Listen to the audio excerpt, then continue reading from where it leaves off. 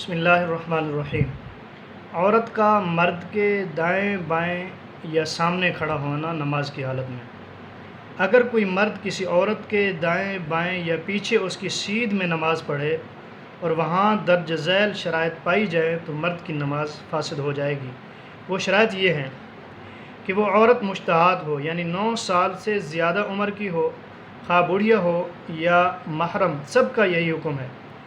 مرد کی پنڈلی، ٹخنا یا بدن کا کوئی بھی عضو عورت کے کسی عضو کے بالمقابل پڑ رہا ہو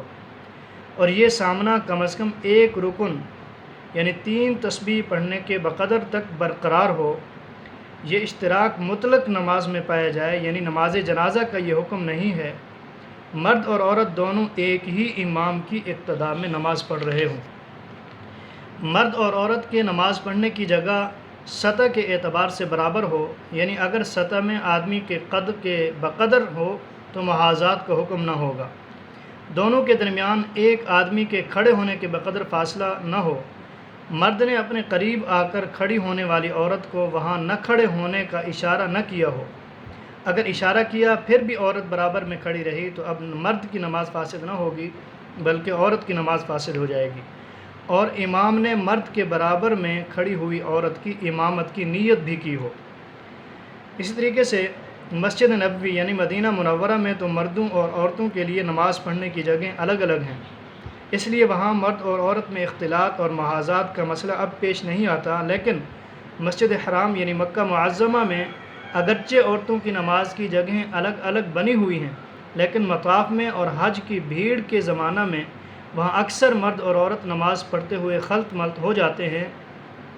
اس لیے اس معاملے میں احتیاط کی ضرورت ہے۔ عورتوں کو چاہیے کہ ہمیشہ مردوں سے الگ ہو کر نماز پڑھیں، اگر موقع نہ ہو تو جماعت چھوڑ دیں اور بعد میں اپنی نماز الگ پڑھ لیں، اور مردوں کو چاہیے کہ نماز کی نیت باندھنے سے پہلے دائیں بائیں اور سامنے دیکھ لیں کہ کوئی عورت کھڑی تو نہیں ہوئی، اس لیے اس کے بعد نیت باندھیں۔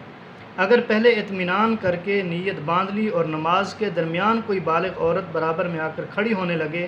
تو اسے دوران نماز اشارے سے روکنے کی کوشش کریں،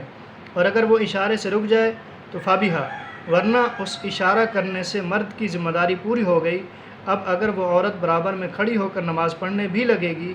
پھر بھی مرد کی نماز فاسد نہ ہوگی بلکہ خود عورت کی نماز فاسد ہو جائے گی۔ اللہ تعالیٰ سمجھنے کی توفیق نصیب فرمائے۔